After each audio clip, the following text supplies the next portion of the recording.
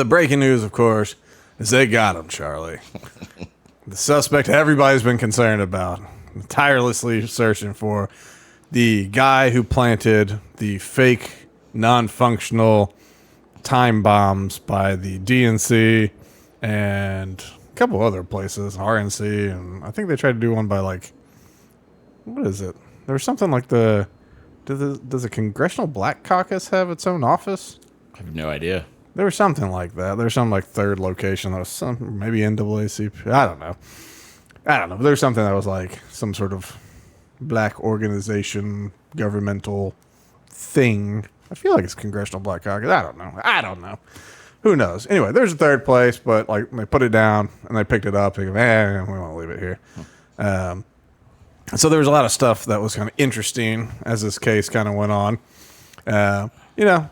The FBI released the footage, but appear to have doctored it to degrade the quality to make it harder to analyze, according to some professional video people who looked at it and said, why would somebody do this to it? Of course, the security cameras got moved. Some of the footage when they came to this time bomb that's right by the entrance to the DNC, and soon to be sworn in Kamala Harris, Vice President of the United States, is inside the building, and there's like two Secret Service or whatever that are parked in the driveway, and a cop comes up or whatever, like, hey man, I think there's a bomb over here. And they go, okay, we're gonna finish our sandwiches.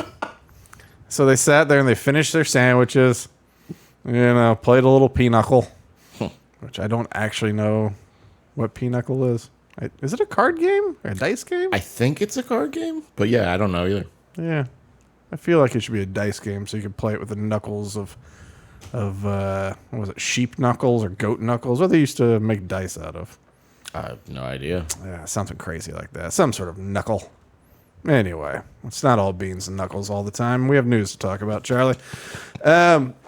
Anyway, so yeah, the Secret Service and Vice President and bomb, and they go, all right, well, once we finish our sandwiches, we'll deal with it. More footage comes out.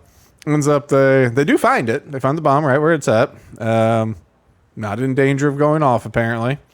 Of course, they turn the cameras before they investigate it. Earlier in the night, we see in the footage that the person who placed the bomb started off by putting one of the shrubs kind of in this park near this bench where they were sitting. And then they came back later and they got it back. It looks like they may have broken something on it with the zoomed in footage and all that. I wish people would stop calling me. So the cops, they go and look in the bush. So the guy puts a bomb in the bush. He moves it, and because he breaks it or whatever, he goes, I'm not going to put it there after all. And then they go, Broke it. Yeah, it was like a trigger or something. Like shoot, I broke my. And so so even though he didn't put a bomb there, and there's no reason to suspect it, I guess, they specifically look in that bush where he placed it, even though it's gone now. But they didn't look in all the bushes. They looked in the one spot where he definitely placed it the night before and then came back and got it later.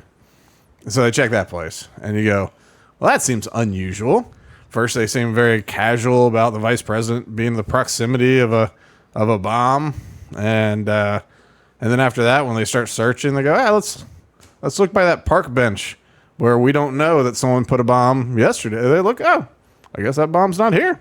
It should have been here. This is where they put the bomb. I guess. I don't know how I know that. I'm just good at finding bombs. My father was a bomb-sniffing dog. Mother's a real bitch, though.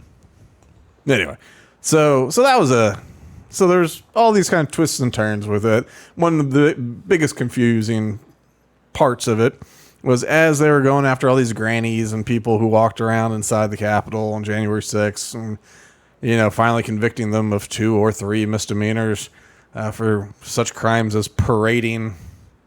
There were serious parading offenses going on. And so we got them. We got the paraders, you know. And some of them were held without bail for multiple years to be convicted of parading. Perfect. Yeah. Anyway, so we got those. We got the real criminals. But for whatever reason, like the Biden administration, whose VP looked to have been targeted by an explosive device, was just like, oh, we don't even need to look into it. The FBI was like, who cares? Everyone's like, who cares? Like, what are we even looking into? And you go, really? So, no curiosity. You're not even worried about who's planting bombs around D.C. In the lead up, like before January 6th even happened, before, you know, like the night before or whatever. They go, no, we don't care. So you don't care that the first black Indian female vice president in the United States might have been targeted for assassination by explosive device at the DNC headquarters everywhere? They go, that's all right. It's like, we don't care. It's fine. And so it just got ignored for a while. Over on The Blaze, they were doing kind of along with their January 6th coverage that Steve Baker had been doing. He's been doing a great job. Actually, I think this was also Steve Baker. But he started working with video people that can analyze video. They're professionals. They understand the metadata and all that kind of crud. And so one of the things that they were able to do is they put all the video through like a gait detection, as in like the way you walk. And so they, even though the quality had been degraded, so they couldn't do a lot, they did a lot of detection of the gait of this individual. And then they said, hey, look, like it flagged a match. It flagged a match for a Capitol Police woman. And she used to play soccer in college. Like she was a starter. She played collegiate sports. There's a good amount of footage of her walking, running, and all that kind of stuff. And they go, hey, look, bada bing, bada boom. So they go, okay. And like now she's got a job at the CIA or something like that. She had some sort of thing like that. Right? How convenient. Yeah, didn't we talk about this? She got some sort of bump up. Oh, yeah. Yeah. And so you go, well, much like the head officer of the Capitol Police who screwed everything up, didn't bring in enough staff, didn't coordinate with the National Guard, didn't do anything well, somehow got a sweet job that pays exceedingly well in Nancy Pelosi's district after failing on Nancy Pelosi's watch so badly. And you go, well, that's also interesting. So you go, okay, so maybe there's another female law enforcement officer who failed her way to success, I guess. But so that was kind of a thing that, you know, the Steve Baker, so just an independent press guy, is pursuing. Law enforcement, maybe not so much. And so then today they have this big thing that, like, they're announcing that first thing. Maybe they said it overnight. I don't know. Like, hey, we've got the guy. We've got the bomber.